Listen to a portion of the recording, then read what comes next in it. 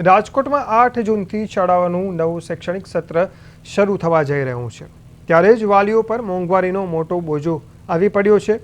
ખાનગી શાળાઓ દ્વારા 5 થી 7% સુધીનું ફીમાં વધારો કરવામાં આવ્યો છે, જ્યારે પુસ્તક સહિતની સ્ટેશનરીમાં 10 થી 15%નો વધારો થયો છે।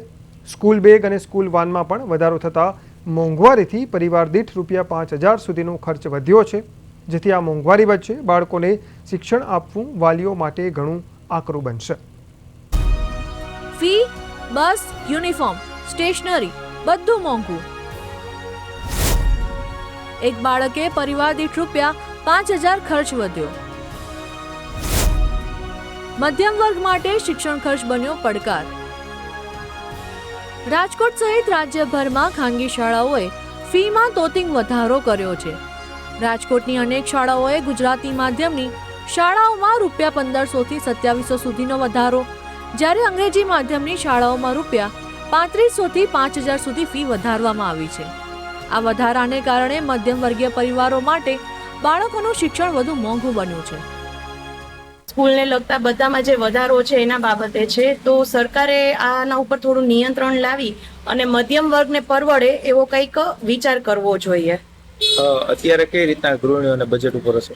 અમારે સર એવું થાય છે કે એક અમે જોબ કરતા હોઈએ તો અમારી એક ઇન્કમ છે એ એક લિમિટેડ હોય છે, એમાં ઘણા અમુક સમય અંતરે વધારો થતો હોય છે, અને માની લો એક છોકરું હોય તો ચાલો હજી બી થોડુંક સેટ કરી અને અમે કરી શકીએ, પણ 2 બાળકો હોઈએ તો એના માટે થોડુંક અઘરું થઈ જાય કે 2 બાળકોની ફી થી માંડીને સ્કૂલ વાનનો ખર્ચો ને ટૂંકમાં આવક કરતા જાવકનો ખર્ચ વધી જાય છે। શિક્ષણ મોંઘું બન્યું છે અને આવક મર્યાદિત છે, અને શિક્ષકમાં 10 થી 20%નો હતા, અને બધી વસ્તુ સ્ટેશનરી છે, બધી વસ્તુમાં મોંઘું બહુ થઈ ગયું। કેવી અસર એની ઘર ઉપર બહુ અસર પડે છે। એનું કારણ છે કે આવકની સ્ત્રોત તો લિમિટેડ છે અને જાવક વધી ગઈ। વેકેશન પૂર્ણ થવાની સાથે જ નવું શૈક્ષણિક સત્ર શરૂ થઈ રહ્યું છે। આ પૂર્વે રાજકોટમાં બાળકોના શાળાના યુનિફોર્મ તેમજ પાઠ્યપુસ્તકોની ખરીદી માટે વાલીઓની ભારે ભીડ જોવા મળી રહી છે।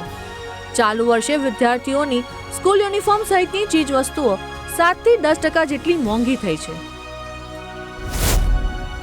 School bag ₹800,